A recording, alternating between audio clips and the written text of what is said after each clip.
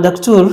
era nga tukyali mu bibuuzo onagamba ye Hafswa oba Namawejje, Hafswa Namawejje ndowooza abuuza omwana atasalirwa akiika mu Busiraamu yaliwa? Ate mbadde sikimanyi nange nti waliyo omwana atasalirwa akiika. Tumweyanzizza yabuuzizza ekibuuzo ekyo nga ye Hafswa Namawejje abuuza nti omwana atasalirwa akiika mu Busiraamu yaliwa? Atali Musiraamu kubanga akiika omwana si Musiraamu, omwana si Musiraamu oyo tasalirwa akiika, naye omwana nga Musiraamu oyo asalirwa ki akiika kubanga akiika y'Abasiraamu. Kiringa nga bolaba udhiya bagisala baki Basiraamu. Gwe Peter John tekukwatako bireke bino byaffe. Yes, kale oyo ayinza okuba bwe yali abuuzaako atali Musiraamu tetumusalira akiika kuba si muki si Musiraamu, tusalira Basiraamu. Dakito tujajinga ddi omwana nti si Musiraamu? Bazadde be. Abazadde kwe tujajinga nti oyo omwana bamuzadde Musiraamu, oyo omwana si muki si Musiraamu. Kati omwana nga taata we John, taata we Peter, mama we Juliet, oyo tasalirwa akiika kuba omwana yesi muto, omwana nga muto naye abamuzaala eddiini ye alifuna ku bazadde be. Yes, tudda ku milla fa abawaahu yuhawidanihi au yunasiranihi au yumajjisanihi. Bazadde be bana bamuzadde bwe bagenda okusomesa eddiini gyagenda okusoma, okutambulirako, babeera Basiraamu bajja kumusomesa Busiraamu, babanga Abayahudi bajja kumusomesa Buyahudi, babeera Bakatoliki bagenda musomesa buki Katoliki. Kati yo tumujajingira okusinziira ku bazadde be abamuzadde. Kitegeeza Daktari ku nsonga eno yennyini eya Hafswa alinga abadde atwala mu kanyomero akagamba nti singa omwana ono katumuyita ow'obwenzi naye nga amuzadde ye Mudathiru era maama we ye Fatuma, Daktari tutangazeemu awo. Obwenzi tekimalaako Obusiraamu bwa muntu. Omuntu bw'ayenda tekimumalaako Obusiraamu, tekimujja mu Busiraamu.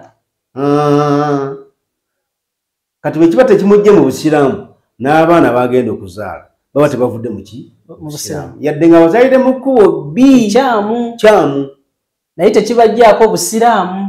Kiringa ng'Omusiraamu omulala yadde nga takoze bwenzi naye ng'akoze ezzambi eddala, abbye. Kale kati omwana gwe bazadde nga wa bwenzi, Obusiraamu tebumuwa taata. Kintu kirina okutegeera, Obusiraamu tebumuwa taata yadde nga DNA esobola omugaba eri ewa Muhammad. Yes, naye Obusiraamu tebumuwa taata kubanga Obusiraamu enkola yaabwo okulwanyisa bwenzi. Teyagalira ddala bwenzi. Yayagala omwana ono asigale nga agenda ne maama we. Maama we ono akifiiringe ekyokukola ezambiriri ery'obwenzi, abeere n'omwana atalina taata we mu shariya. Era taata we nannyini kumuzaala mu bwenzi ne bwafa omwana oyo tafuna ku mali, tasika.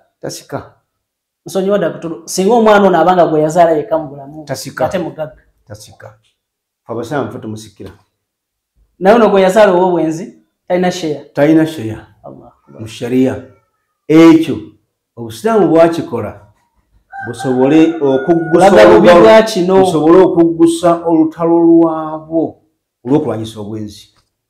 Kuba kasita okiggula omanyi abakyala bawuguka mangu. Era mu bwenzi be basinga okulimbibwa.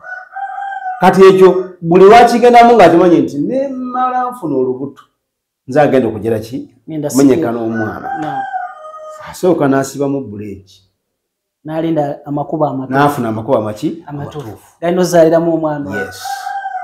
Barakallahu fikum. Oba omuntu akitegedde bulungi Dr. Barakallahu fikum.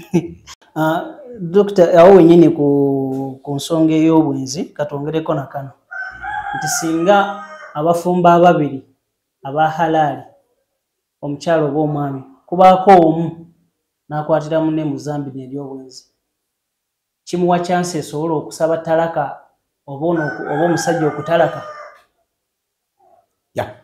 Kati amazambi tugawulamu emirundi ebiri.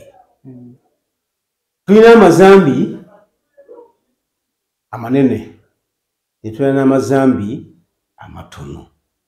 Mu mazambi amanene mwe muli obubbi, mwe muli okutta obutemu, mwe muli obwenzi, mwe muli okutemerera n'otemerera omuntu ebyaswakaba n'omuseka okugambo. Yes, ebyo byonna biri mu mazambi amaki amanene. N'amazambi amalala nga kati boolaba nti amawanga bwe gagenze gakula oba gagenda mu maaso galina amannya ge gawa amazambi nga bw'owulira nti waliyo ezzambi lye bayita erya Naggomola kati ng'okulya mu nsi olukwe eryo zambi ddene mu nsi eyo muba owangali. Yes, in fact mu nsi yonna teri ggwanga esobola gamba nti eyalidde mu baako kato bamuleke. Era olaba nabo kagamba bagenda bateekulula mu mazambi ne wabaawo ge bayita amazambi nti gano ga Naggomola, gano mazambi bali kukwatira mu zambi eryo okutta omuntu gwa Naggomola. Komera okulya mu nsi olukwe gwa Naggomola. Bw'ogenda ne ku kalabu. Yes. Okukunga abantu awatali lukusa nga tofunye lukusa tokkiriziddwa gwa Naggomola n'egifaananako bwe giti. Lwaki bagiyita gya Naggomola? Misango minene kubanga gireeta impact embi mu community. Njagala okubategeeza abatuuliza mwenna nti obusiraamu bwe bwasooka okutegeera impact ey'amazambi gye galeeta mu community, ezzambi ly'obwenzi bbi lireeta impact embi mu community. Kisookera ddala lireeta abaana nga baliko kwegamba kyetwaliyise okiyise question mark, naye mbadde njagala kukiyita nti omwana azze nga awulira aliko ekikendeevu, aliko obukendeevu, agidde mu kiseera ekitali kituufu. Kuba kati azze nga aliko akamogo, okimanyi nti banne bajja kumusonkangamu olunwe akule nti mwana wa bwenzi, mwana bamwenda bwenzi, talindiko taata we, kugamba ekijja okumuaffectinga, ekijja obulamu bwe bwonna. Yes, obulamu bwe bwonna okubanga bubeera mu matigga. Lwaki nze go bayita mwana w'obwenzi mu family tayala? Yes, mu family tayala. Ne bwayogera ekintu tebakimanyi. Mu baana banne ku ssomero tayala, kasita bategeera nti mwana waki? Mwana wa bwenzi. Era babeera bamujeeja bato banne eyo ku ssomero ng'ate ne mu community bamulabanga omwana ow'ekikwa. Kati impact obusiraamu bwagigira ki? Bwagitunuulira ne bugiraba nga weeri kyova bwaziyiza obwenzi era ne bulifuula zambi ki ddene yadde ng'abantu baagala obwenzi bubanyumira naye bubi babufunamu, naye olwa impact embi obusiraamu bwabugira ki? Bwabaziyiza. Kale nga bwe giri nti eryo zambi ddene abantu nga babadde bawasaŋŋanyizza ne bafumbiriganwa. Ekireetera abantu okufumbiriganwa kwagala kubona buki? Bwenzi. Kituufu. Kale ate bw'oba ofumbiddwa n'oteekuma ku bwenzi, munno obeera omuwadde chance ey'okukuwummula. Tajja kusobola mbeera zo zaki? Z'obwenzi. Tewali amukaka. Naye bw'aba akyagadde asobola okugira ki? Mu bufunze kyogamba Dr. Sharia temugaana. Sharia emukkiriza, omwami emukkiriza, n'omukyala egira ki? Emukkiriza. Allah.